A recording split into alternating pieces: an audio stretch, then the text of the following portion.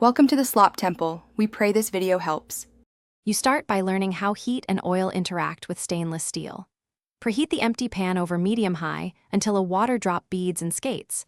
That tells you the metal's pores have contracted. Once done, add 1/2 to 1 tablespoon oil and let it flow to coat the surface.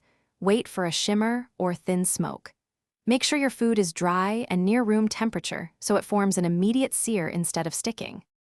You now control the middle of the cook, timing and heat. Place ingredients only after the oil shimmers and give each piece space. Crowding drops pan temperature and causes sticking. Resist the urge to flip. Proteins and seared veg will release naturally when a proper crust forms, which is why you wait.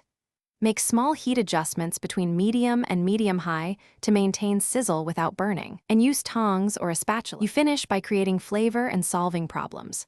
Once seared, finish thicker items in the oven or lower the heat and add butter for a quick baste. Rest proteins 3 to 5 minutes before slicing so juices redistribute. To capture flavor, deglaze with wine, stock, or water and scrape up the fond to make a pan sauce. If something is stuck, don't force it.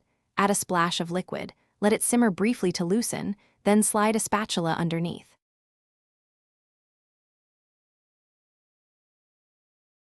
Thanks for watching. Consider subscribing if we helped you.